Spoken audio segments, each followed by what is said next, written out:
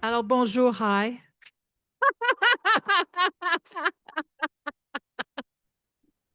C'était irrésistible, en fait. Petite blague pour commencer. Moi, je suis Anne Lagacé Dawson, l'animatrice de cet événement en deux parties et en deux langues. Bienvenue à tous et à toutes. Je veux signaler que nous sommes sur le territoire non cédé des Kanien'kehá:ka, les Mohawks du Haudenosaunee, qui est le Six Nations, la Fédération des Six Nations, pour qui cette ville où nous nous trouvons s'appelle Tiohtià:ke, au Montréal. Et cet événement se déroulera en anglais et en français selon l'envie des personnes qui prennent la parole. Donc, il y aura deux panels, l'un après l'autre, et on va ouvrir la session aux questions du public et à l'interaction des quatre panélistes également. Et je veux signaler également la présence de Linda Leith, la fondatrice du festival où nous nous trouvons.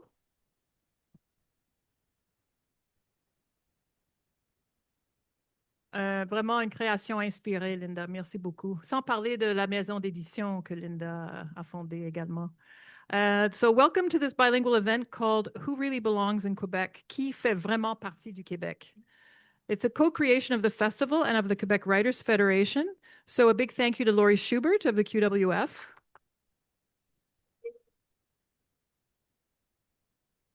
And festival organizers, il y aura des discussions consécutives et sans interruption. Donc, on va faire 45 minutes en bloc, là, en ligne droite. En ligne droite. Je vais vous encourager de vous procurer évidemment les livres de nos interlocuteurs et visionner leurs films également, si vous ne l'avez pas fait encore.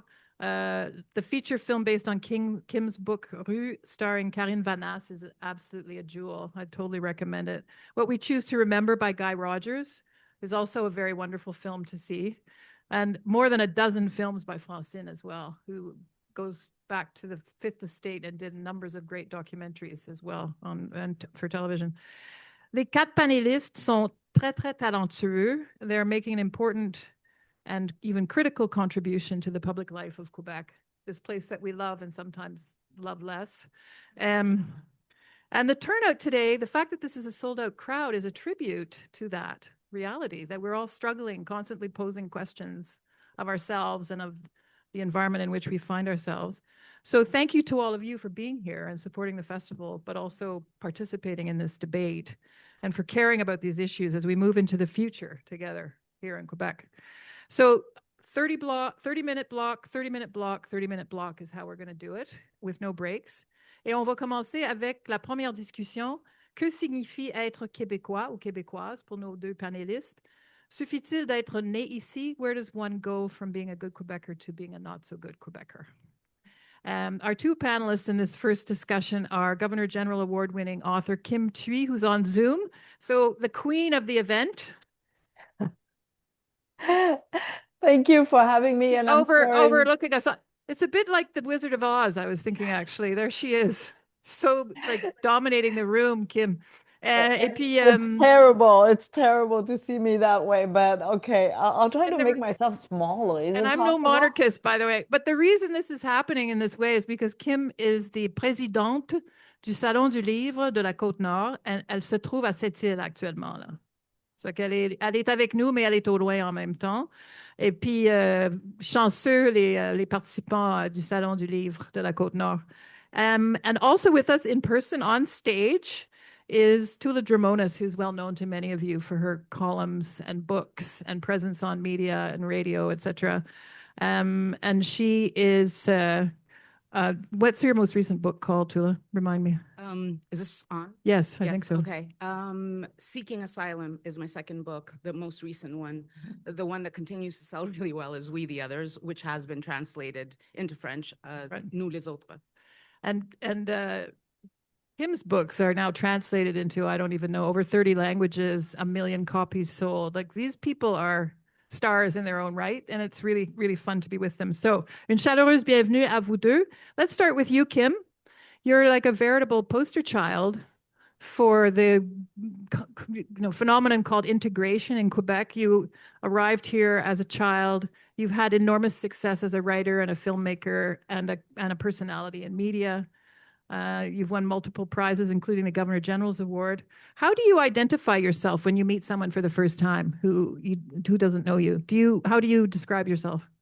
You know, most of the time, of course, in Quebec, I don't have, well, I don't identify myself as Vietnamese or Quebecer or Canadian or anything. It's only when I travel abroad that you have to kind of introduce yourself. And most of the time is I'm Canadian, right? But soon enough, because of the subjects and the issues I address in my books, the word Vietnam comes very quickly.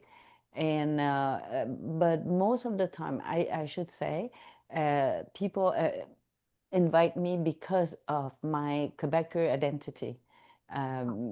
Because I'm a francophone, because yeah, this part of Canada, which is a little bit different, I guess, and so most of the time, people would tell me, "Oh, but you're from Quebec," and I said, "Yes, absolutely." And so, yeah, I would say that abroad, very often, my Quebecer identity comes quite quickly into the conversation.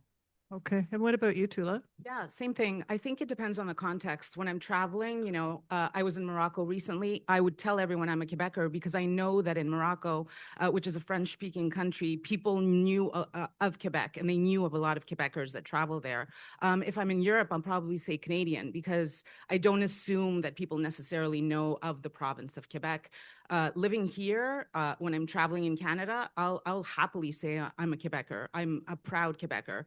And sometimes people will argue with me and say that I'm not, and I've written 2 books because of conversations like that. But yeah, I think it's important to remember for a lot of us, identity isn't the singular thing. I can identify as all of those things. I identify as Greek, as Canadian, as a Montrealer, as a Quebecer. And I think to me, these are all layers of my identity. And these are all things that I proudly wear and I think add richness to my life. I don't need to choose one or the other. Kim, you got into a bit of hot water not too long ago. Can maybe on many other can you tell us a little bit about it? Like what triggered it and what happened? Just give us your account. You know, you started off with the introduction that we love, our Quebec, the province that we love, and sometimes we love less. And I think it's in my case, it's not about loving less, but loving more. And when you love more, then what happened was I wrote a play, and in the play I basically kind of complain that our leaders, and when I talk about leaders, I cover politics as well as media, as well as culture, whoever has, a microphone in their hand. I just thought that we've lost that reserve, d'être réservé, it is not in the Quebec culture to be frontal and brutal. But lately, the speeches I hear, or the direction we're taking, is in the wrong direction, or that is not a direction that the population is.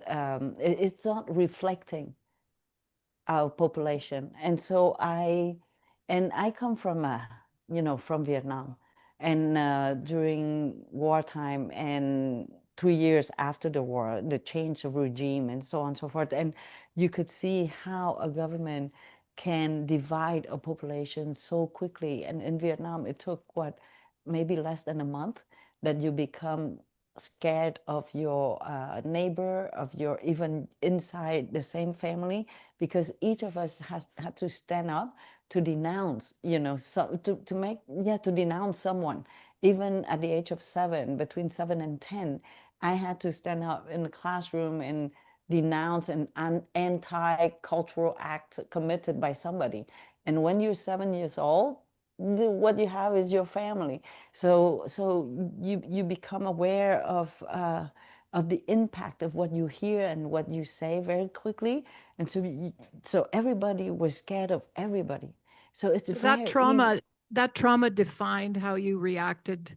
Le discours que tu entendais au Oui, Québec, le discours anti-immigrant, entre autres, c'est ça qui oui, est... because when a leader would point the finger to one group or to the other group in a society, we think that we isolate only that group or that we ostracize only that group. But actually, when you start pointing your finger at one group, you're dividing the population, you're forcing everybody to take sides. And then we become, oh no, I'm against it or I'm for it.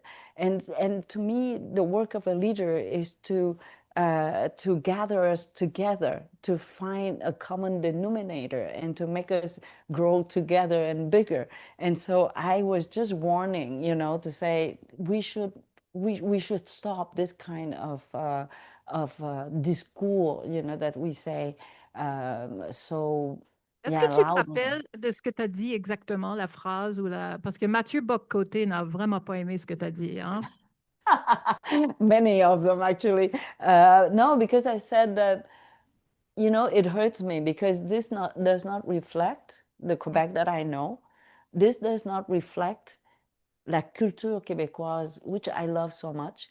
So I said that I prefer leaving Quebec and stay, well, I don't know, live in another place where I don't have any emotions for that place, because I love this country, I love this culture too much in order to look at it breaking up. I didn't want to see it breaking up. And so I said, oh, I prefer leaving the space. But of course, en français, j'ai dit, je préfère quitter le Québec. Je veux pas le voir se détruire.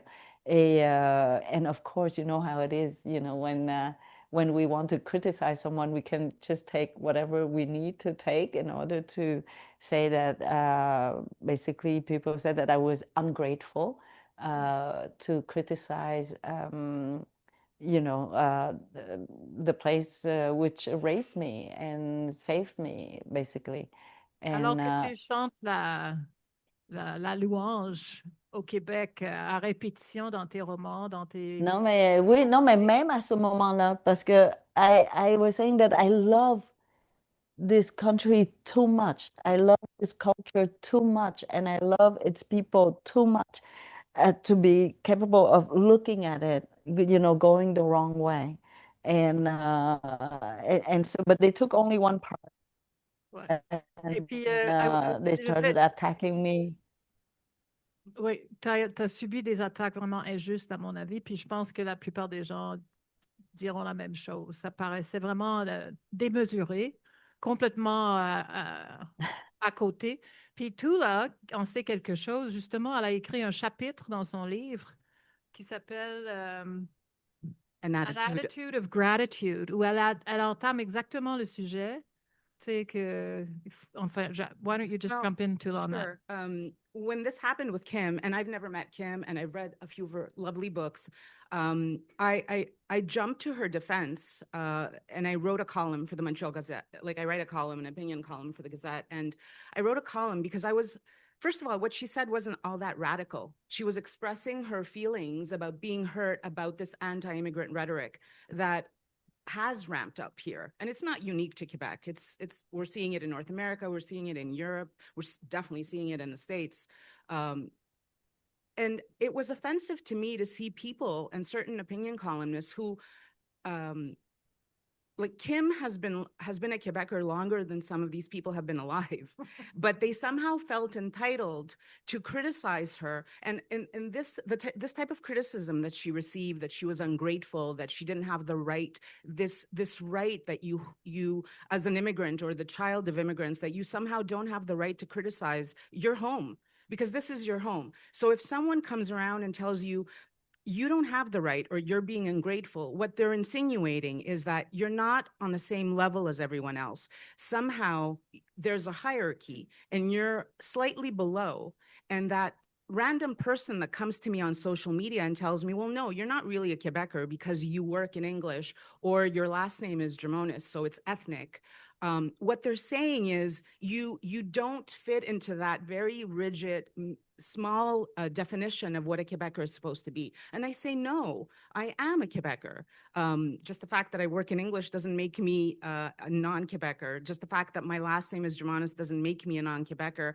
I lost my voice because I was screaming for the Habs last night. I'm very much a Quebecer, you know, like it's this notion of who we're supposed to be or how we're supposed to be defined. I think we need to have honest conversations about these things. And when people do that, when they tell you you're ungrateful or you're being attacked, what they're telling you basically is they're trying to dismiss very valid criticism. Because first of all, as a writer and as a journalist, that is my job. As an opinion columnist, someone attacking me for having opinions feels weird because that's literally what I'm getting paid for, to have an opinion, right? But on the other hand, also, even if I wasn't a journalist, I'm a Quebecer, I'm a taxpayer, I'm a contributing member of this society. Is someone supposed to tell me that I don't have a right to criticize a government whose policies may have direct consequences on my life and my happiness? Like, why am I in an inferior position that I should stay silent and someone else should have the opportunity to voice their concerns? And who gets to have that concern? Whose concerns are legitimate and whose aren't? And I think that's really what's implied. The criticism and the backlash that Kim got was, we love you as long as you're praising us and you're telling us about how wonderful we are. And Quebec is wonderful. I wouldn't be living here if I didn't think so. Kim wouldn't be living here if she didn't think so, right? Most of us wouldn't be here if we didn't think that this is a lovely place to live in. But just because you criticize something, it doesn't mean you don't love it. My book is We the Others, the first book, is very harsh on anti-immigrant rhetoric. And I talk about anti-immigrant legislation in Canada. I talk about the racism that I saw when I lived in Greece because I lived there for a decade. I'm an equal opportunity, like I'll criticize. There's no one who's safe. You know, it's not like I'm attacking Quebecers. I don't have like an affinity. I get accused of people saying, oh, you're a Quebec basher. No, I'm not. I will attack systemic racism or xenophobia or discrimination, regardless of where it comes from. If I see it in my own like Greek community, I will call it out. If I see it in Canada, I will call it out. The one thing that I found fascinating when my book came out was that no one who was Greek and no one from Canada accused me of Canada bashing. I got a lot of criticism from people telling me I was Quebec bashing. And I found that interesting. It's as if we don't have the ability to look at ourselves in a way that is genuine. We have this constant feeling that we have to really protect ourselves from, there is legitimate Quebec bashing, but I think we need to also be honest with ourselves and say, yeah, this is a great place, but we can do better. There's always room for doing better, you know? And Quebec is an ever-evolving, multicultural, pluralistic society. Immigration is not going to stop, whether some people like it or not. So how do we create the conversations where people can come together to create, a society where everyone is moving forward together? Kim, est-ce que tu veux ajouter quelque chose sur ce que c'est le Québec bashing? Pourquoi ça... So, vous savez, before, and that's the thing, right? The line is very fine between we're making comments in order to move forward in a better, in a better way, or to grow together, or bashing, and the line is so fine between the two that when we want to attack someone, we say, no, this is not a comment, this is bashing, right? Whereas it was just me, sonner l'alarme, say, okay, let's calm down a little bit, let's take the heat down, because we don't want to break up our society. Of course, we can consider that, like, oh, are you bashing, our politicians' positions and so on and so forth? But no, I'm just being a citizen. And now here, this is, like Toula said, I would say that not that I didn't know that I would get hit. I knew it before I wrote it. I knew where my place was, in the sense that as a visible minority, as an immigrant, I was not allowed to take part of the conversation. I knew that before. I wrote that play. But I said, Tu t'y but attendais. mais la directrice du TNM, Lorraine Pintal, she said that if I did not dare to say it, then who would? And so she made me feel that I do have the responsibility to speak up. And that's why I did. Because now that I'm 57, and my team said, oh, maybe you lose your career. All the Quebecers will hate you for this. And I said I was ready to lose my career over this because I love this country. I don't want to see anyone breaking it up or breaking us up, separating us one from the other and making us, one hating the other. I was ready to put my career, at stake and say, okay, if I speak up and you don't like it, then fine. But I would have done it because now that I'm 57, I don't want to die and say, you should have say something and you didn't. And so I did. And I'm very glad that I did because it did open up, like Toula said, we need to see ourselves where we are so that we can better ourselves, right? Now we know that we are still not so comfortable with comments made by people like me. And so how do we sit down and have a talk and go, and make it more normal for someone like me to be part of the conversation? And it did change, and I would say that it happened in last fall, and I'm here as présidente d'honneur du Salon de Côte-Nord, so I don't think that I think I still have a career. And this is where, we every time that we want to move forward, we would shake things up. We would have to knock down some walls and be patient and have a conversation. So I think it was a good thing. I'm very happy that it did happen. And my first reflex was to give my address, my home address, and invite everybody who disagree with me to come and have a talk with me at my house. But of course, That was a little risky. I believe that this is not part of our culture to be violent. I don't think violence is part of the Quebecers' culture. I would not say that if I was living in America, in the US, not America, in the US.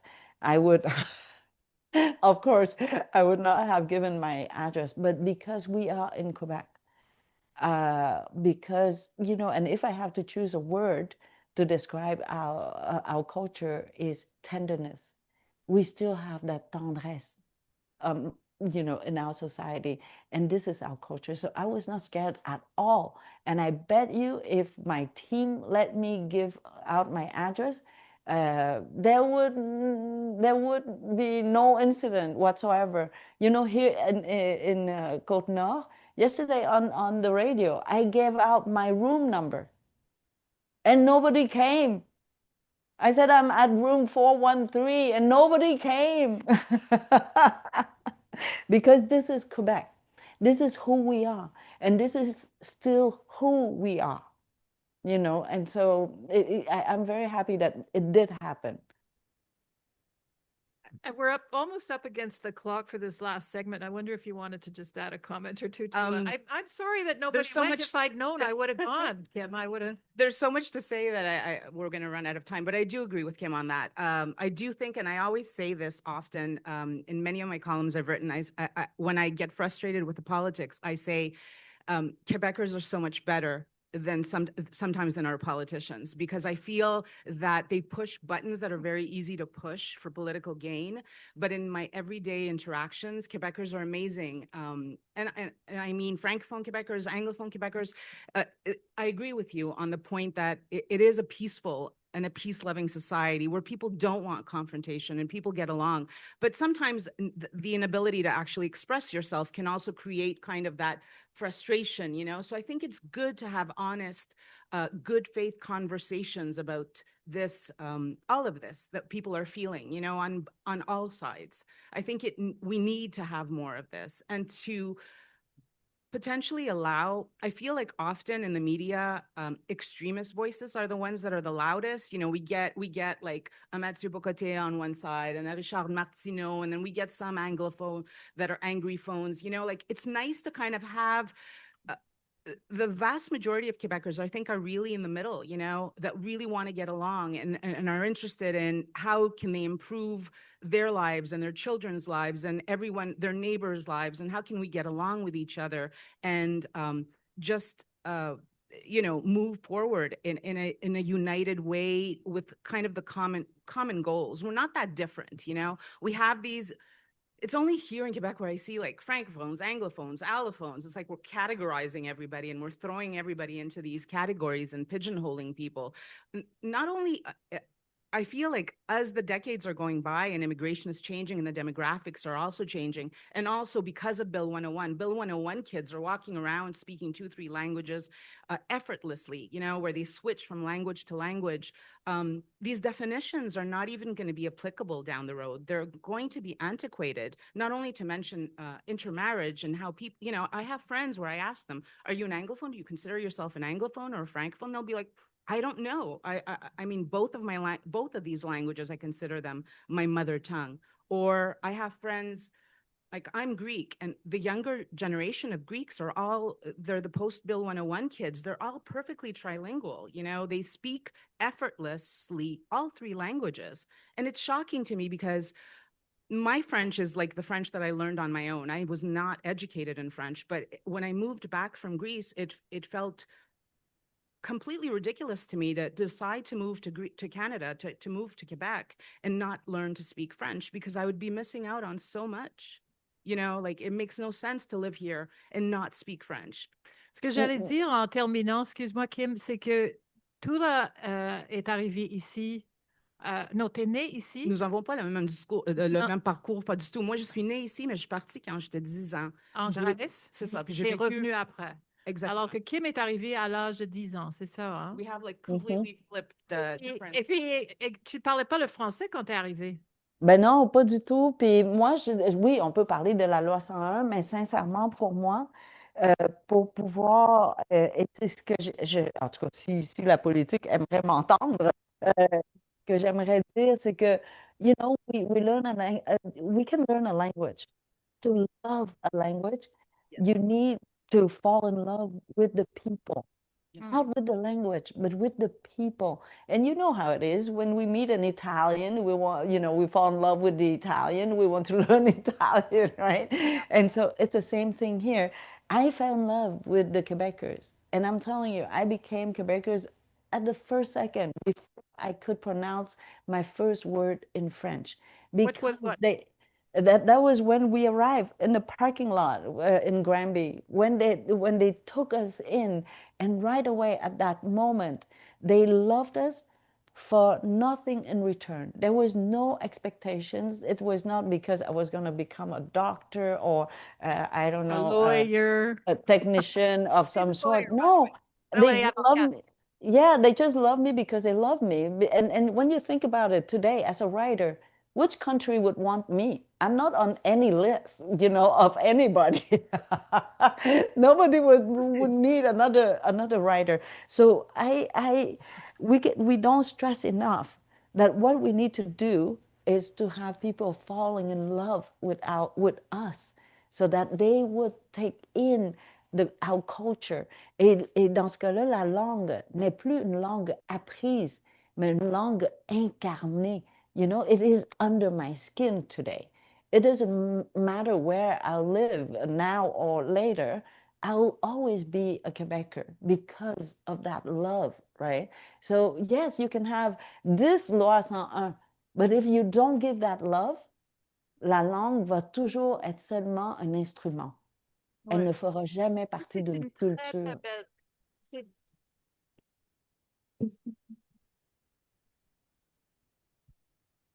Un éloge à l'amour de Kim Thúy. Merci beaucoup, Kim. Alors, on va revenir te parler dans une demi-heure. On va clore cette partie-là pour prendre la deuxième et après, il y aura une troisième section. Merci beaucoup à Toula et à Kim. Vraiment, c'était À tout à l'heure. très Merci, enrichissant. Toula. Bye. Merci. Anne. Merci. Bon, alors là, on commence la partie 2. Qui est québécois ou québécoise?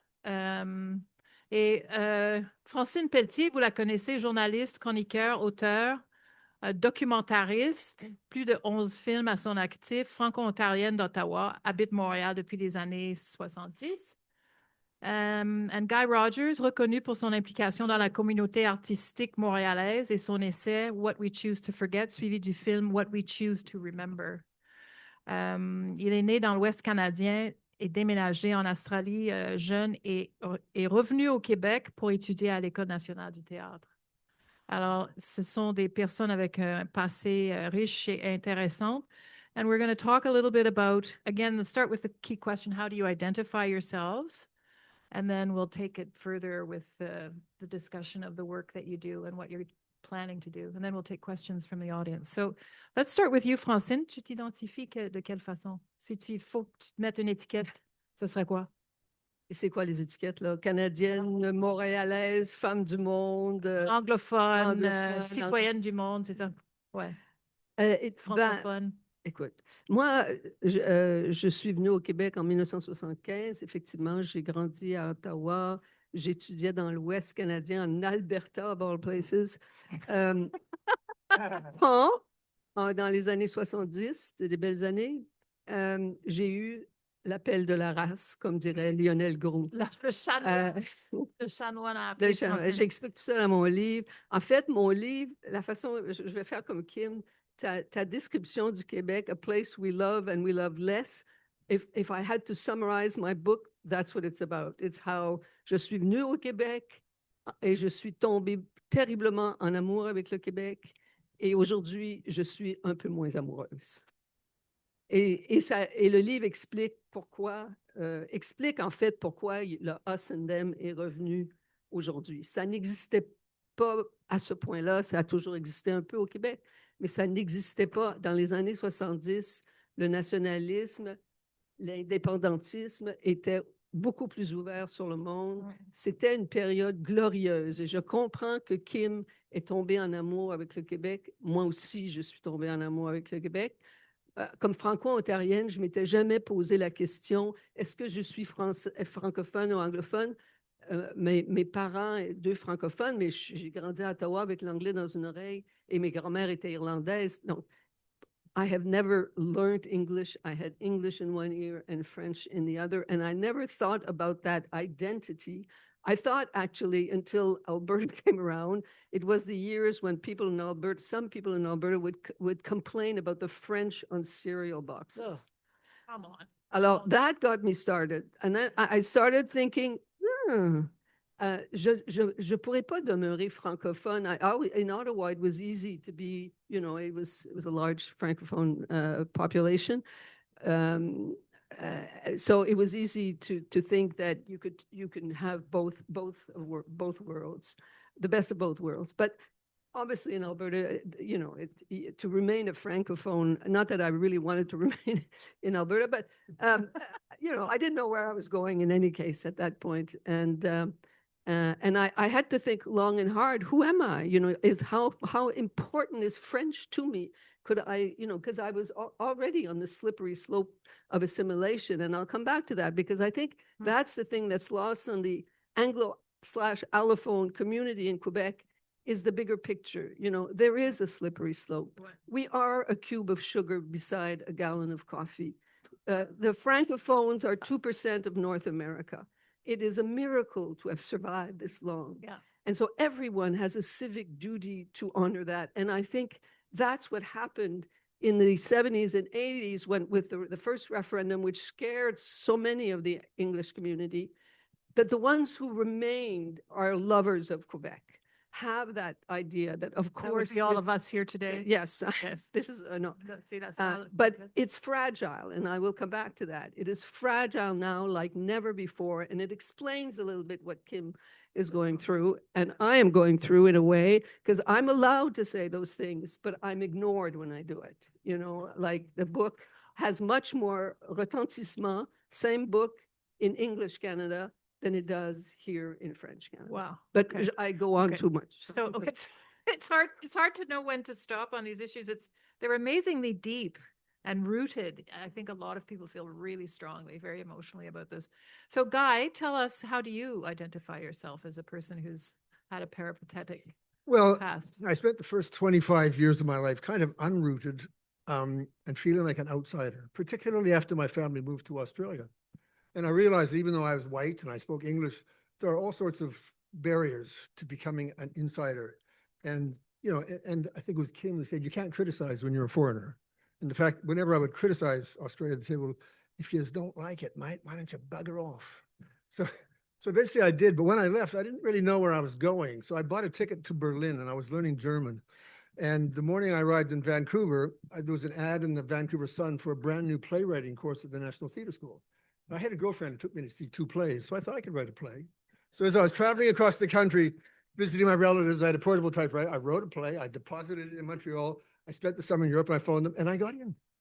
They thought that the voice that I had concocted for the characters was an elaborate construction. It's just the way they talk in Australia, but it was enough to get me into theater school. So you were born in Western Canada. Yes. And where were you born? Vancouver. Well, In actually, Vancouver. born on a farm in the prairies, but moved to Vancouver when I was 2. So. Okay, right. So I was looking for a place to call home. And for some reason, Quebec became that place. I mean, partly German is a very hard language to learn, and French seemed easier. And also because of the way Montreal is constructed, you know, I could spend the mornings on Saint Denis speaking French. And when my brain became exhausted, I could just go over to Saint Denis and hang out with the Anglos. And so it was a place to feel integrated. And I guess the one other thing I'd like to say is that Australia is this geographic island. They feel like outsiders. They're repressed by the mods, the bloody pommy bastards. And so there's a strong local culture. You know, the music is strong. They're very strong. They support their writers. They support their films. And I recognize that in Quebec. This is a linguistic, cultural island that has all of the same reflexes. And at that time in Australia, they were talking shrine, which is a form of exaggerated accent, which is very much like Joao. I mean, when the first time I met Michel Rivard and Michel Tremblay, I thought they talked like that. And I was shocked that they actually spoke regular French and not Joao. And so there was this sort of interior culture in Australia and here that I identified with. And so I really thought that I felt a sense of curiosity about Quebec, not initially bonding, but curiosity that has kept me here for many years. So Guy did a film, which I really recommend you see. You can see it on YouTube. And he starts off the film holding the Montreal flag and asking Montrealers to identify the floral emblems on the flag. Well, alors, and it's very funny to see how people do in terms of identifying them, as in they don't really know. It's really, it's very telling. And yet it's very much the history of Quebec. And I wondered, where did you get the idea of doing that? Like starting that, making that the Well, I've been working in the arts community for years, and I've always been like the token Anglo. I was on the board of Culture Montreal, the Salon du Livre de Montréal. I was on the founding board of Le Conseil des Arts et des Lettres du Québec. So, you know, I've been testing various people's knowledge of those symbols. And I knew that practically nobody, unless you're Irish or Scottish or British and you recognize those flowers, knows that flag. So the morning we filmed that in Montreal, we talked to about 100 people and showed them the flag of their own city. It's been there since 1842. And only 1 in 10 could identify 4 of the emblems, and many didn't recognize the white pine because it's too recent. It was put there to represent the indigenous peoples in 2017. And what I was trying to show was that our history is unknown in a place that calls itself, you know, Je me souviens.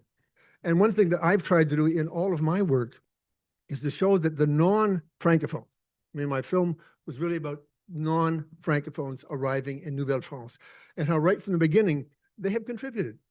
They have built, they have constructed, they have intermarried. And there's this strong sense of that being erased, which is what my book is about. Well, we'll talk about that in a minute. But the film is a positive look back at the previous half century of non-Francophones, Anglophones, Allophones, contributing to address the very serious social and economic injustices that caused all of the uproars in the 60s and the 70s. And so my film was a tribute to all of these people who've contributed to Quebec, and it was a positive story. I released the film in May 2022. The CAC brought in Bill 69 in the next month. And then that dark cloud of like, what the hell is going on here? Like, we learned French, we send our kids to school in French, and now we're being judged on whether our mother tongue is French. Like, what? So You the can't book is win. a much darker look at Quebec. I'm going to ask you, Francine, do you know what the floral emblems are on the flag? Trick question, not very fair. It is a trick question. So the flowers are the lily, Yeah. the The thistle, thistle. the shamrock. And you're not a true Montrealer if rose. you can't identify the floor. Is No, that, is that what we you're don't. trying to say? That was great. That was part of the point of Guy's film, but I think it caught a lot of people off guard. And the pine in the middle is for basically for Indigenous, but both the Mohawks call themselves the people of the pine. But I wondered, you mentioned earlier that many of these ideas are in your most recent book, the struggle over nationalism, how nationalism has morphed over time. And Kim is basically telling that same story, but from a very personal perspective. She's not there anymore. No, It's she's sitting not at the there. screen. But I was very happy to hear her say that because it confirmed, of course, what I was trying to get through in the book. And the reason I wrote the book, and I must say that before the book, there was a documentary, A Battle for Quebec Soul, which was essentially the same idea, except my personal story is not in the film, but it is in the book, to show Quebecers how things have changed, because much of what's happening now, there is what I call, and I describe it in the book, what I call the quiet revolution syndrome.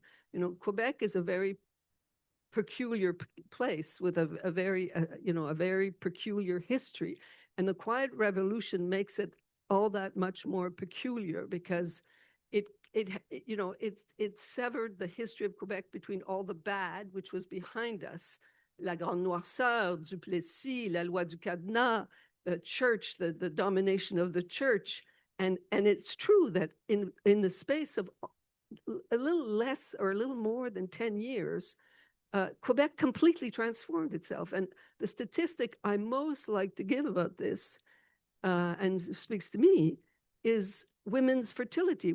Quebec went from, at the beginning of the 60s, a place where women were having the most children in the world, certainly the developed world, sorry, and to the minority world. Yes, to one of the places where we were having the least children. C'est qu'on est passé de la revanche du berceau à Absolument. la libération des femmes.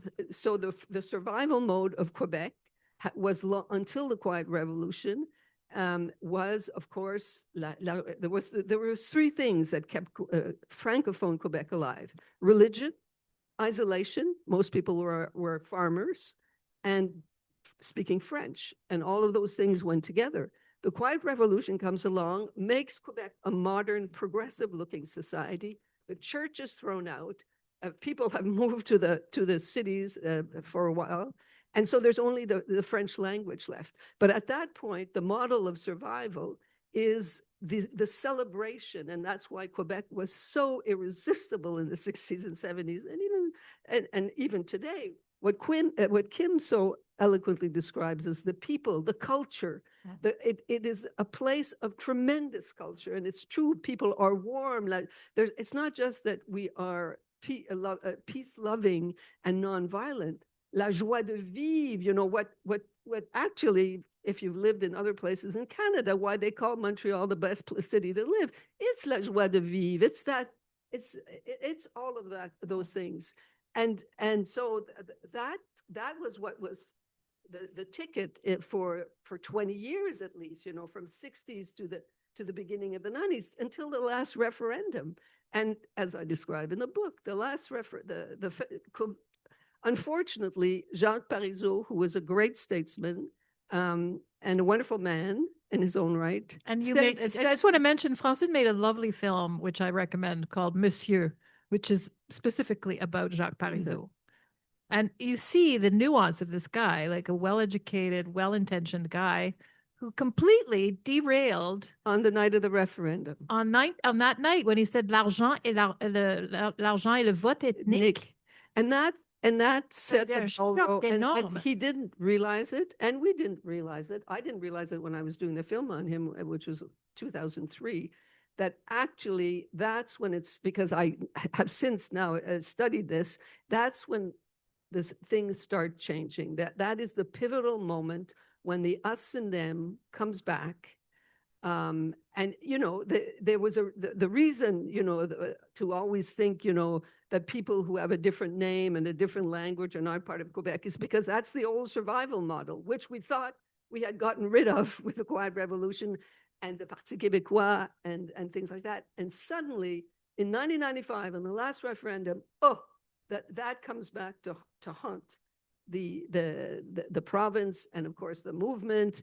And since then, and, you know, and I detail in the book all the events that have since brought us with a Charter of Values, Bill 21, Bill 96, but, you know, it starts before that, how little by little, and it is the politicians, it is not the people necessarily, but people still believe, and this is where I'd started with the Quiet Revolution syndrome, because this idea that we not only have we survived 259 years or whatever, but we have become better people thanks to what happened in the 60s and 70s, that there, you know, we are good, we are born again in a way. We are good people who are walking towards the light, and all the bad stuff and the dark stuff is behind us. So Quebecers, to come back to why I wrote the book and did the film, I wanted them to see, to acknowledge that things are not the same as the 70s. There is an us and them. And so to hear Kim Thúy, a poster child of integration and much beloved, and rightfully so, you understand if you've never heard her before or read her book, was saying that she was uncomfortable now, sort of kind of, I rest my case, Your Honor. Yeah. But I still think it's a wonderful place. I think culturally it is a wonderful place. It is the richest place in this. I mean, it is a unique place in many ways. But we have to be able to acknowledge these things. So there, I think I answered your question. Yes, you did. Guy, did you want to jump in?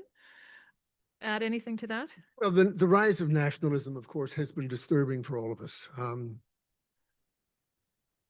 When I started touring the film, I ended up doing 60 screenings around Quebec, and visited as far as I was actually at Sept-Îles, the North Shore, the Magdalen Islands. And as the tour progressed and Bill 96 became clearer and clearer, this sense of this rise of nationalism, this identity politics, this divisive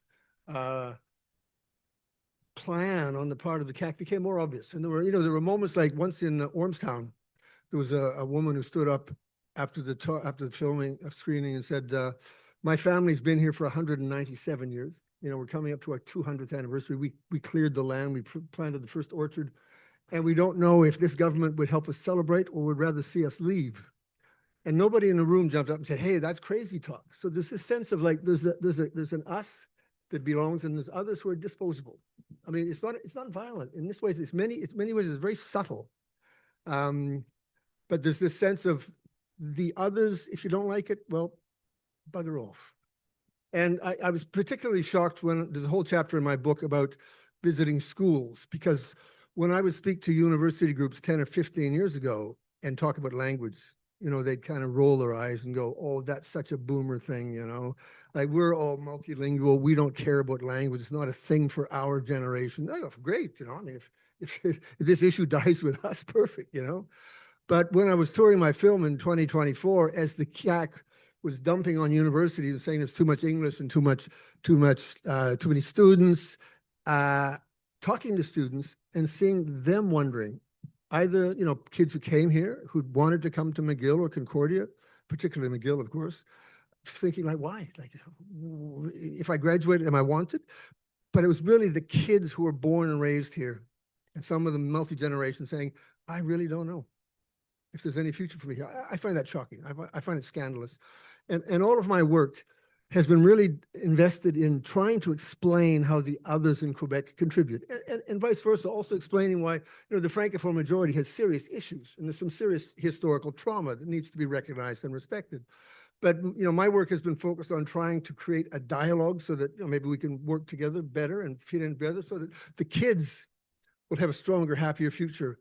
That disturbs me profoundly. And I guess the one last thing I want to say is that in my experience, and most of the people I spoke to on the tour, and probably in most of our lives, the source of all of this is at a very high level, and it's a very small group of people. You know, in my own personal life, my friends, my neighbors, we get on fine, and we understand each other, and we respect each other. And that's why it's so disturbing, this rise of nationalist divisive politics. It's such a small group of people has weaponized this so much to divide us and make us feel vulnerable, fearful, and a little bit vengeful at times. And I'm hoping that after the next election, it might change. But with a P2 government trying to have a referendum, it's unlikely that uniting the troops is going to be their priority. Francine, your book, which was recently translated by Marianne Ackerman, I don't know if Marianne's here today. Marianne Ackerman, well-known cultural figure in Montreal, who recently published a book of her own called Oyster. Anyway, it's in English, it's called Dream Interrupted. So there's an implication of heartbreak, like c'est crève-cœur, le rêve est interrompu, sinon annulé. Like it's a little bit what you were just mentioning, that there are legitimate and real reasons for Francophone Quebecers to be traumatized. And it's this 2% statistic that you quoted, really like a micro-society inside a micro-society inside a micro-society. I wonder if you could tell us a little bit about the thinking behind your Dream Interrupted, because you clearly have strong empathy for the dream itself, right? Even though it is falling apart. Well, I mean, it's, the thing is that the whole question of survival, I mean, you can't understand Quebec if you don't understand that there is, even though they don't know their history, they know it well enough to know that they are on, they're on a leaky ship.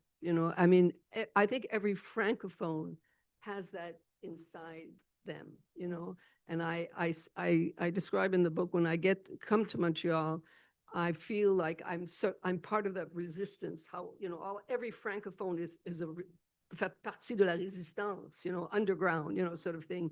And we there's not symbols, but and I think that's part of what makes Quebecers so friendly and so charming at times. They're very simple, and they're very open, and they're very warm and welcoming. And I think it has something to do with being this sense of having come this far, but that we have to still watch our step. And I think that's in Quebec, that's what I think doesn't get across to certainly the English Canada, but even to a certain part of the Anglophone community, the bigger picture, the sense of vulnerability. I think we like the Supreme Court made that mistake when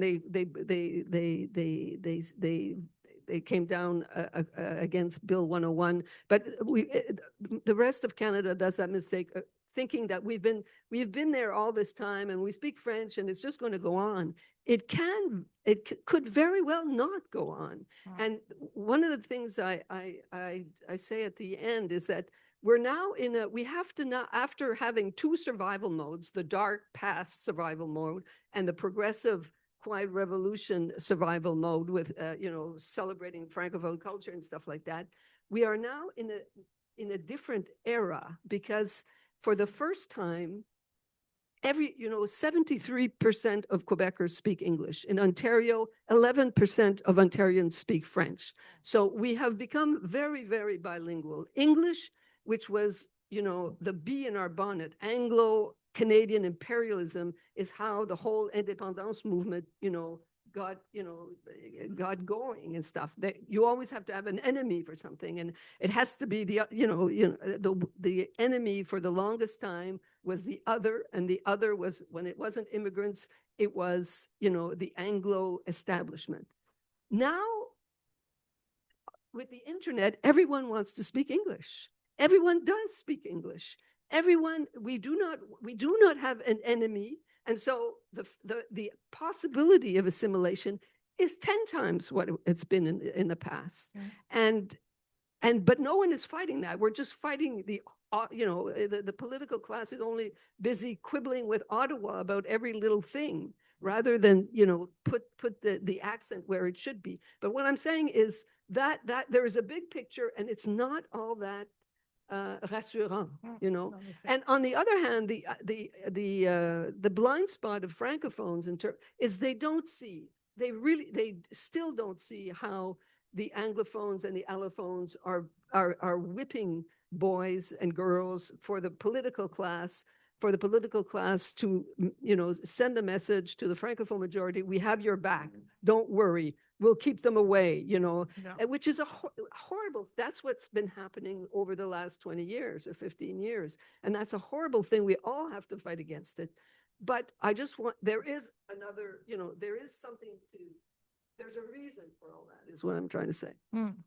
And in fact, I think I have tried to defend that thesis when I've done commentary myself on the radio, that the Anglo-Quebecers and the allophone Quebecers are not the enemy of the Francophone majority. The enemy is now a whole other phenomenon, which is the internationalization of English on the net. Those of us who stayed and put our kids in French school and done what Guy was talking about, like we've integrated, we're not the problem. And I'm going to give you the closing word on that, Guy, and then we're going to open it up.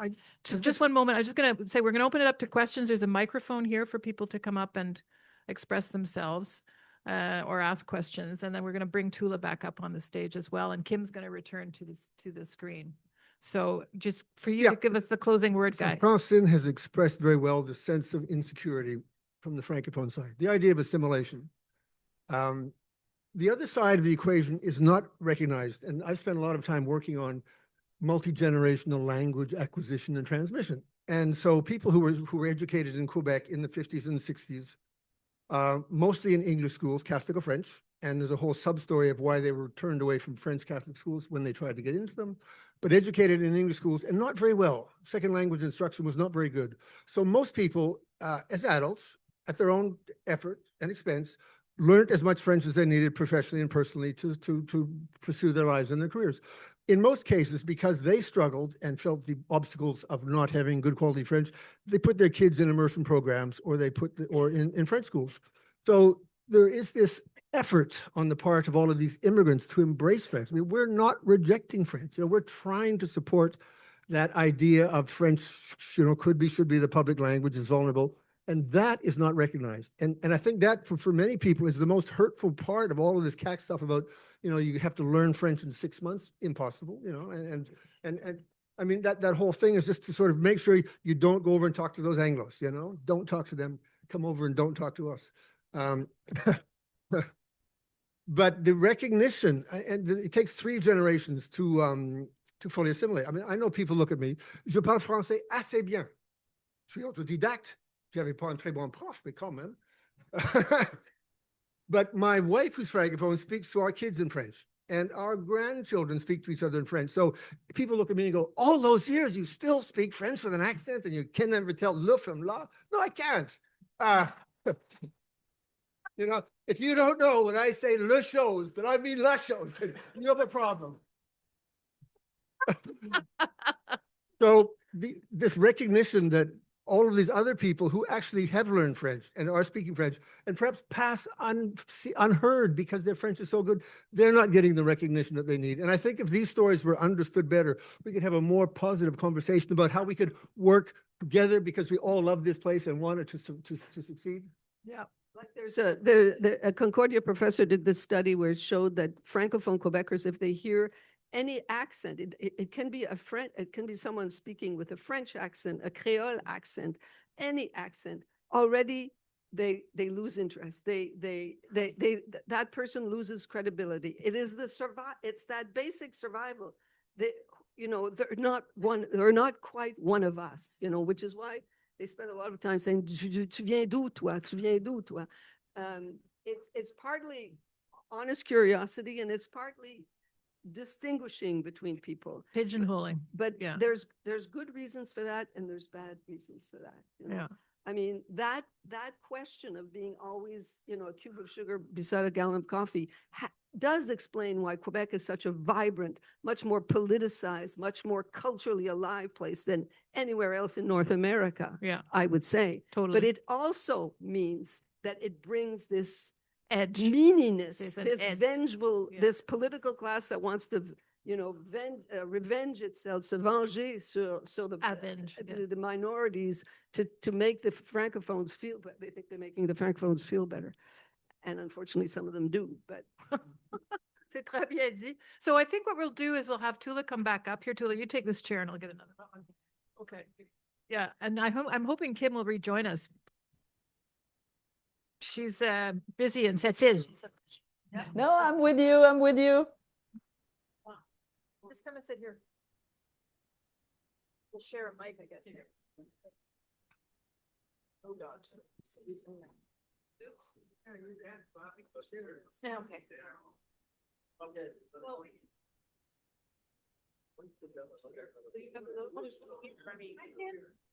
There's another one. You see, Anne, it's a good idea that I was not there. You wouldn't have enough space on stage. There is a fifth mic here. There's tons of space. There's always space for you, Kim Thúy. There's always space for Yeah, everybody. but So I'm hoping people won't be shy. Soyez pas gênés, là. On est entre amis, là. Hein? Alors, garochez-vous au micro, s'il vous plaît. Ça va me rendre la vie plus facile. Go ahead, please. Yeah, there's very bright spots. I wanted to ask a question. Can you tell us who you are? Oh, sorry. My name's Sheila Daz, and I'm also a teacher at a cégep, so I deal a lot with young people. I'm interested in young people, and I'm born in BC, just to also give a bit of background and identity. Came here about 20 years ago. I was reading in Francine Pelletier's book the idea that you seem to have an optimism in the youth.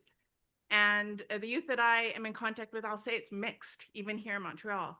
I've had immigrants, children of immigrants, tell me that they think immigrants are a problem. And so I was... Sheila writes about that in her book, actually. I also Immigrants who appreciate feel the door should be slammed behind them or something. But I wonder if in your tour of Quebec and the different exchanges you've had with youth throughout, what you've found overall, the attitude, what's changing, and what our future might look with them. Sorry, what's your name again? Sheila Daz. Thanks a lot, Sheila. So I would also just remind people that the books that these people have written are really compelling, and I would strongly encourage you to buy them. So anyway, okay. And there's a signing after as well. And also buy the books, watch the films, because there's so much intelligence and affection, genuine, in the books. Not to mention the wonderful poetic books of Kim, which are, I mean, le mot tendresse, c'est vraiment ce qu'il faut appliquer. I know it's tacky. I know that the word is tacky, tenderness. But, no, it's not tacky. C'est le mot juste. C'est le mot juste. Okay, so did you want to talk about that? Yeah, because it was really quite interesting to see young people, because as I said earlier, a few years ago, politics, language politics was nothing to them. They're worried about global issues. So there is this sense that they've been made to feel unwelcome, and yet, unlike earlier people who sort of wanted to rush away, there is more of a sense of rootedness, a sense of like, this is our home, really. So I think that they're less inclined to run away. And my feeling is that if we could have a more positive signal from the larger community, just reminding them that, yes, most of us think that you're important. I know Philip Couillard spoke at Bishop's University a few years ago when he was still premier to a group of kids who were talking about, we're not francophones, and we're wondering how we fit in here. And he said, of course, you're born here, you belong here, you're part of Quebec. The CAQ has kind of reneged on that conversation and made them feel uncomfortable. But I do feel that the vast majority of Quebecers, if we could put it to a vote, do we want to have a society that is bilingual, multilingual, and open on the world, or one that is unilingual and closed? I mean, I don't think there's any question which way the vote would go. And I guess just the other thing that I want to add is that one of the key points of conflict is unilingualism. I mean, all of the red warning lights for the CAQ are a decrease in the number of unilingual francophones, a decrease in the number of hours spent only speaking French at work. Every time an Anglo learns French, they add to the bilingual stats. What I found amongst the immigrants is that almost invariably, unlike in previous generations when they just wanted to assimilate, they want to retain their mother tongue. They're proud of their, culture, but they also want to learn English and French. So the conflict now is really between a vision of a unilingual, monolithic Francophone culture with roots pre-conquest, or people who believe in a multilingual. And again, I think if we put that to a vote, mean, most young Quebecers want to learn English. You know, it's just part of the global culture. Well, I teach at Concordia University. I don't pretend to be an expert on young people, but I do see that they're much more spontaneously integrated, you know, just like the little boys and little girls now do the same thing. You know, I come from a generation where it was much more, everything was much more segregated. So I do see an openness, and I do think they want that young people want it all. You know, they want to be citizens of the world, but there is also, and that's perhaps what you were experiencing with the young people you were mentioning. There is a resurgence, and it's true in the Cégep and the universities, not so much at Concordia University, where, however, there's a third of the students are francophones. There is a resurgence of the spirit of l'indépendance. It's not tipping the charts. It's still, you know, sovereignty. I think you can bet on it that there will be no third referendum. Because it would kill the province, and it makes no sense. It's never even the péquistes not the majority of them are not for indépendance. But there is a resurgence of that. We have to fight for Quebec, and you know, so there's always, if there's that, there's also this wariness towards people who don't resemble you, and that's the world over, unfortunately. So do you want to jump into it? And then we'll ask Kim to comment since she's in the Salon du Livre with young people, presumably. Toula, please go on, Toula. I'll come after you, no problem. I guess I'm not necessarily answering the question because I'm not quite sure what the question was, but what I wanted to add to the conversation It was what young people are expressing. I mean, I don't think I represent necessarily the younger generation. I'm sort of in the middle there. But I think, because I know that we're running out of time, I think the one thing that I really wanted to emphasize here, and I think I wanted to get across to everyone, whether they agree with what I write or I don't, is I think one of the things that is causing concern for a lot of, and I feel like I represent allophones and possibly a lot of people who consider themselves English speaking or work in an English environment, is that especially with the CEQ in the last, let's say, decade, the thing that has concerned me the most is that I see the goalposts changing. There was a time where people would say, and francophones would say, you know what, no, we just want people to be able to speak French. We want to be able to get services in French, which I 100% agree with. And I am a staunch supporter of Bill 101. I think it's an asset to be able to speak French.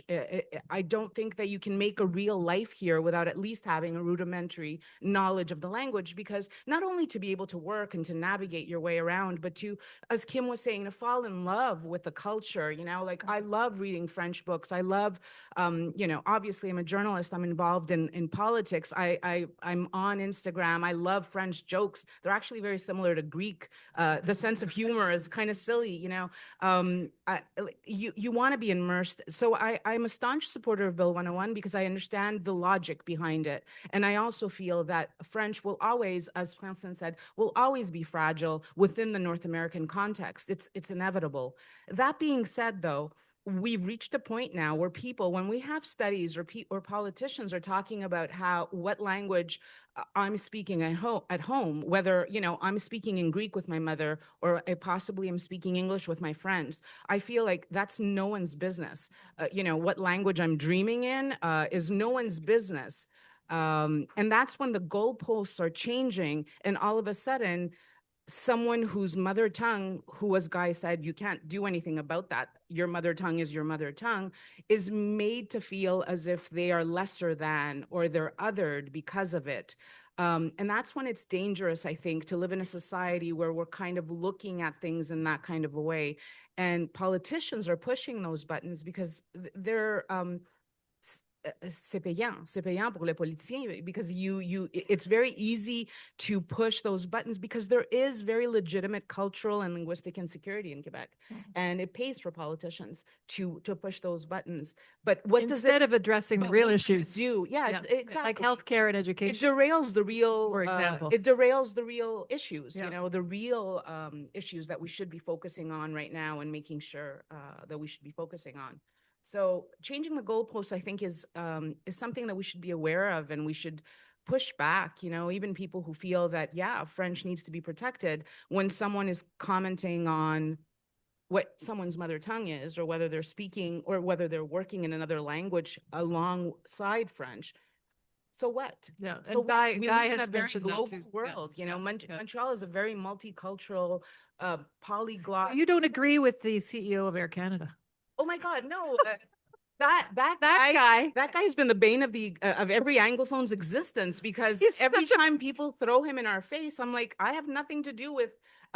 First of all, what do I have in common with a multimillionaire who won't learn French? It's you like, know, what like, the heck? Yeah. And to Yeah. be fair, there are certain people that people's capacity to immigrants or allophones, anglophones, francophones, we're not monoliths. There's some people who don't have the capacity to pick up another language very well. I'm not justifying, I don't know his story, but what I'm saying is, I think we shouldn't be so quick to judge. You know, some people might come here as immigrants and may not be able to pick up a language that quickly. I feel that there's this, because of this insecurity, sometimes you create this resistance where people are like the meanness that you spoke to, which is not, it's not mean, but it's the self-preservation instinct that makes people think automatically that someone is on the street speaking to their mom in another language is somehow A threat. to the French language. And that's not the case. How do you know if that person doesn't speak French? How do you know whether they're just speaking to their grandmother who doesn't speak any other language? Like, I think there needs to be more openness and more, you know, ability to understand each other as individuals. Yeah. Kim? Yeah, and I think to consider that also as une richesse, right? To have one more language, and that's not what we're hearing. Au lieu de dire juste, if you're speaking English because you're betraying French. No, we just have one more. We're richer and not less. And very often, you know, if I knew Michael Rousseau, I would tell him, please learn French. If not the whole language, learn at least one word, which is gourmand et gourmandise, right? Because it doesn't exist in English, gourmand and gourmandise. And how do you live without, you know, eating with too much, with guilt, but so much pleasure, right? It's not part of the Anglophone culture. And this is where we don't stress enough how we a language is more than just a language, is a point of view, is how we see the world. And of course, I didn't know, but the word jouissance doesn't exist in English. So for all the unilingual Anglophone, you know, I still wonder, how do you go through life without knowing this word or owning this word? Hein? Jouissance n'existe pas en anglais. Isn't it, it's not pleasure? That's not sufficient? Plaisir, c'est pas No, vraiment jouissance. pleasure is just plaisir, right? C'est un bon point. Francine and I are like, wait a minute, flipping through the book. I think you have a point. I think that might be a topic for you to elaborate on. Yeah, and One of if your- you don't have the word, how can you have the sensation Experience or it. the emotion, right? The feeling Yeah. of it. And so that's the whole point of speaking, you know, Many more languages. than one language is Yeah, to see the world differently. And maybe this is how we should, you know, address the Advance. question. So there's some very patient people standing here at the microphone. Please, so sorry about that. Go ahead. That's fine. Okay. My name is Sergio Martinez. I am of a Latin American background. I have one comment first, and then a little bit of a question. My comment is actually, this is quite good, and quite good, interesting conversation. However, knowing my community, the Latin American community, and I think this also goes for most of the immigrant communities, this is a concern about belonging to Quebec or in Quebec or not. It's mostly a concern for intellectual, I would say. I myself, I am a retired college teacher, and I also a journalist. I do a Latin American show on CKUT. And but most of the immigrant communities, they work in manual work, you know, they work in factories or they clean in places. Probably the question of belonging in Quebec or not is not something that is there, you know, in their priorities. Now, my question is regarding something that I think Toula mentioned in regard to identities. And I think how we, in fact, as individuals, in my case, as a Latin American, for example, I have many identities, and people have many identities. I feel myself, first of all, legally I'm Canadian. I have most of my life I have lived here in Canada. Then I am in Latin American. I was born and raised in Chile, and I live in Quebec, and I have lived most of the time I have been in Canada, I have been in Quebec. So all of those identities get together, and I think they make us what we are. Okay. Now, my question is how these, so because we are talking about identity because these have been put into the agenda by the political elites in a way. And these actually come from, I would say, a wave of political thought, which is emphasizing identity with a clear political message. I read the other day something written by a proclaim by the Vox party in Spain, saying Spaniards is the one whose father and mother are Spanish, which is rather ironic because the Spanish king, actually, his father was born in Italy and his mother is Greek. So in any case, and the British royal family is German. This emphasis on identity, I think, comes from a right-wing wave. I want you to comment on this, whether this is what your perception as well. So you're asking if this nationalist discourse is a right-wing kind of authoritarian discourse? I didn't want to mention parties because I don't want to offend anybody here. No, that's a fair question. Yeah. The recent, when the premier say that Quebec culture is superior to other cultures, for example, that is ridiculous, to say the least. No. So maybe we could do a quick turn of just quick comments. How you see this identity politics as part of a right-wing wave that is not only here in Quebec, but in general all over the world. Which you also mentioned, which is being heard in Greece, which is being heard in Hungary. And in Europe, it's very strong. Never mind the United States. In the United and States, England. of course. Yeah. So shall we just do a tour de table? Kim, do you want to comment on the political nature of this discourse? You know, when a government wants to become a little bit totalitarian, or I don't know, take more power, they divide the population. So Vietnam, when the French arrived, they divided Vietnam into three parts.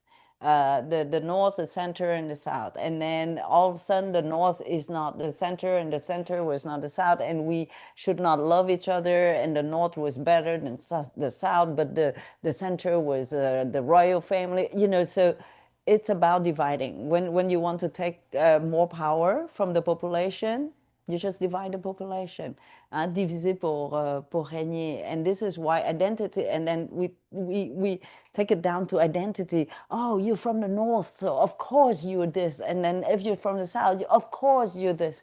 And so identity is like such an easy tool to use to take away the power from the people, I think. Does anybody else want to jump in on that?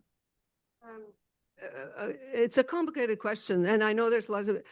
I think it's yes, of course. What's happening now cannot be divorced from what's happening around the world in Western countries, especially. You know, the rise of identity politics has brought, you know, is hand in hand with, you know, a rightward shift, anti-immigrant, etc. Quebec, at the same time, you have to make a distinction. Identity politics also meant, you know, I'm a proud feminist. That is identity politics as well.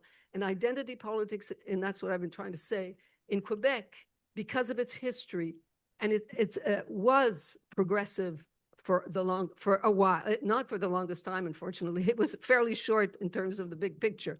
But for 25 to 30 years, it was identity, you know, the question of preserving the Francophone majority, which is identity politics, was part of the nationalism here, but it was progressive nationalism. And it's rare, since the Second World War, the world over, we've looked at nationalism as something that was to be, you know, shunned, and it was generally right-wing after the Second World War. You couldn't, Most countries shun nationalism, but not Quebec for the historic Not reasons. English Canada for a short And, window too. Yeah, so it's yes and no. There's good to identity politics is not all bad. We are in a bad time in terms of nationalism, of times of anti-immigrant, this us and them has come back to haunt the whole world, and Quebec is not necessarily apart from that. I think it is a little, obviously you can't compare it with Hungary or the United States or many other places. It is still much better than that. Tula and then Guy, and then just I think quickly- we'll try and get to at least one more question. Okay. We have to be out of here at 5. We're getting the flag. Just here, so- quickly to add Merci, monsieur. Excusez. that Merci. I do feel that current politics right now in Quebec, unfortunately, are quite regressive. The current government, I think, has been quite regressive, has been very callously kind of undermining fundamental human rights, everyone's fundamental human rights with certain policies and certain legislation that it's put forward, legislation that undermines, even goes contrary to Quebec's own Charter of Rights and Freedoms, not just the Canadian one. And I think we really have to have honest conversations about what we think is allowable in order to defend whatever idea or values that we think are important. I think this current government has kind of gotten away with a lot because of Quebecers' fears over their future and their culture and their language. And I don't know, I'm concerned. I'm concerned about quite a few things that I'm seeing right now. And I'm not a big fan of nationalism and a big fan of identity politics, because often when you're overemphasizing the majority, you're overemphasizing the us, it's usually to the detriment of others.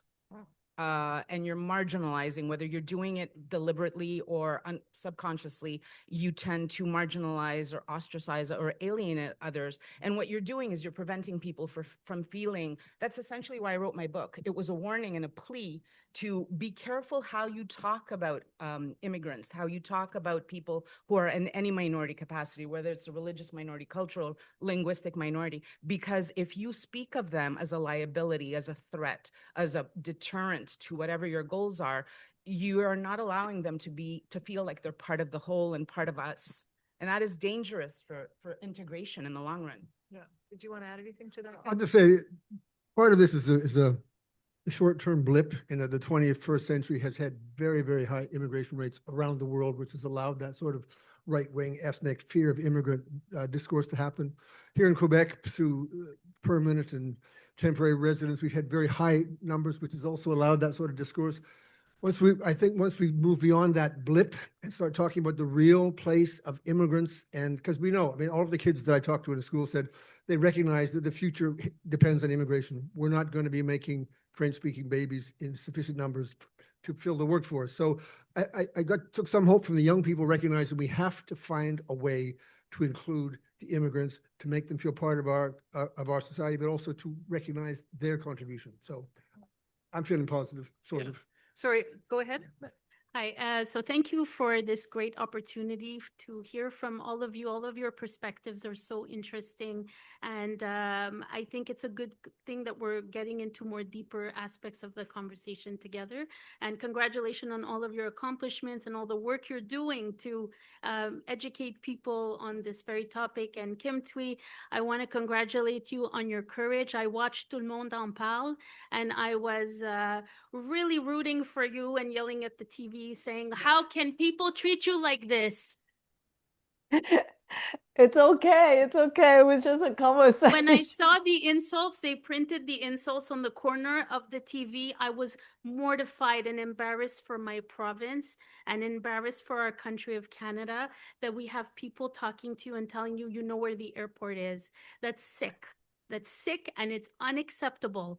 And we all should denounce, including the Francophone community, should also denounce within their own community to stop this nonsense. It's 2026. So congratulations on your courage. I really admire you very much. Thank you. for And speaking your I truth. just want to reassure you that the whole community really stood by me.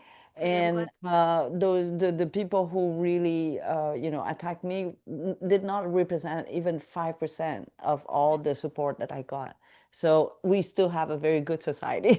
Glad to hear that. Rest assured, we're okay. So I would like to take a moment, if you don't mind, to share who I am and my place in Quebec, just because I would love for you guys to hear my perspective. So my name is Sima Aurora. I'm president of Zensa Media, and I have an arts foundation, Aurora Arts, that I founded to bring equality and fight for equality for multilingual people like myself. I'm Indo-Canadian as well, so my parents are from India. We also have a pretty heavy background with the British, what they did to India, so we understand, but I think that a lot of people don't understand when immigrants leave their country and come here with a little bit of money in their pocket or get a scholarship like my dad did in engineering and start life from nothing and build here. That affects people a lot. And I would like people who are born and raised here, who have been living here for many years, to understand that. I understand that when I hear newcomers are here 4 or 5 years. I'm born and raised here. So I have empathy for them. I try to, encourage them too, if they have any systemic racism they experience. We're not all like that. Many of us, like Kim Thúy, you're saying, we're all, caring people and welcoming people and all this. So I speak 4 languages with a 5th functional, Greek, because I grew up with Greek people, went to school with Greek people as well. And I have experienced a lot of systemic racism. I speak academic level French. I've done my parents pushed me to go to French school. While my friends are going in English, they're like, go to French. You need to learn another language, and this will help you to be, get better jobs or whatever the case. And it's a good thing. So I'm glad I did because now I speak many languages. So I've been told to go back to my country. I've been told, go to Toronto. Sorry, I'm wondering if you could just wrap it up. Sorry. But my point is I want you to understand that these things are very hurtful and that we need to all work on it. We're all highlighting the points, but we need to work on, we want to progress from this, and we need to move on from the hurts and the things of many, many years ago. We need to progress and work together. So we see what's going on with the politics. I've experienced this in the media and arts funding to a lot of systemic racism comments. It's hard, but we try to manage. So my question to you is, what are the solutions? If you were premier of Quebec, that's a good way to end it. What would you do? What would you do to stop the nonsense? Because it's tedious. We're worn out. We're tired. We want to see better. Got it. All right. Thank you. Quickly? Yeah. Okay. Yeah. But how come this entire conversation has been in English? It's been We've tried to include French. I'm sorry. J'ai fait. Il y a beaucoup de personnes qui sont parties à cause de ça. Mais moi, j'ai fait un effort pour aborder les choses en français. Mais qu'est-ce que vous voulez? C'est comme ça. C'est long pour moi de voir. Mais désolée, madame, je peux rien y faire. C'est parce que c'est très difficile, madame, de parler 2 langues en même temps. C'est mentalement, là, de passer à l'un à l'autre, c'est assez difficile. Et moi, la première, je suis d'accord avec vous. Je suis venue ici en disant, je vais parler en français, pas tout le temps, mais c'est très difficile.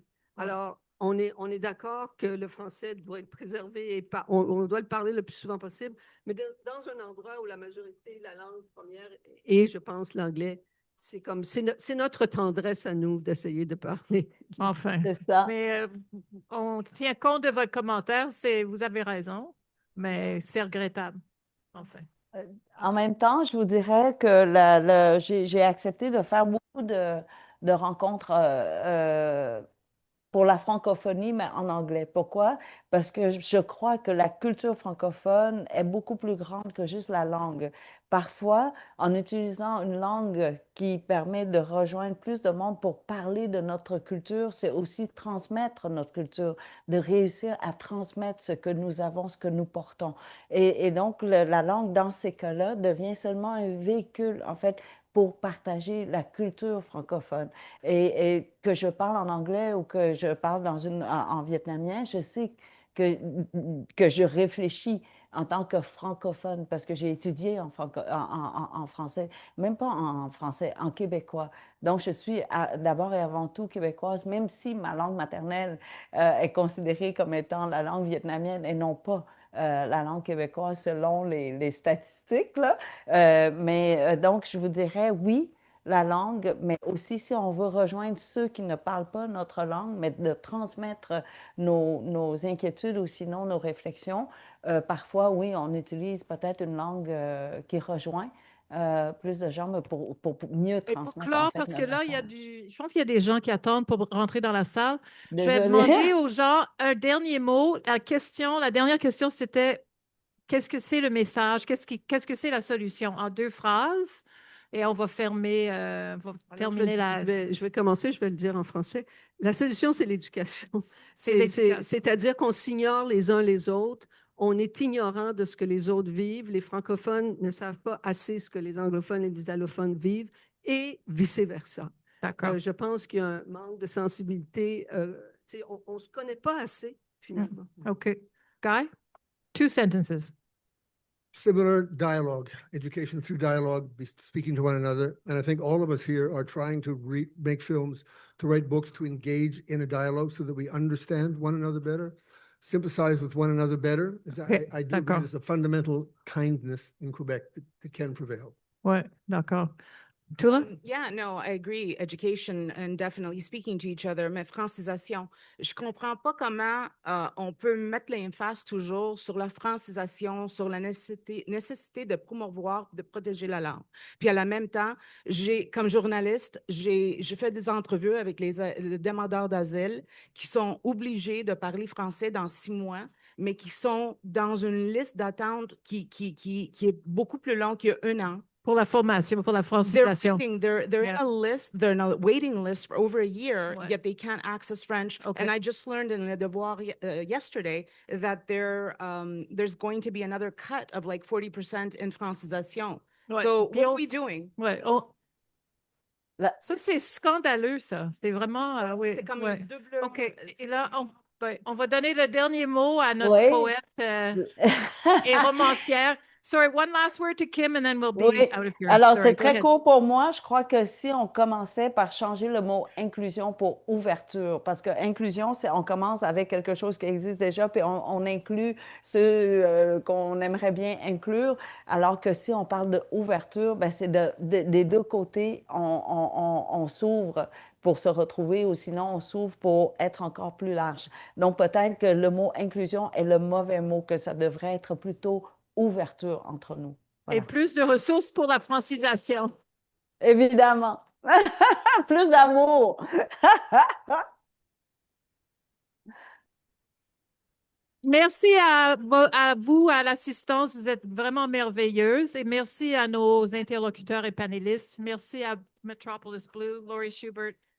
Et bonne fin de festival. Bye bye. Merci.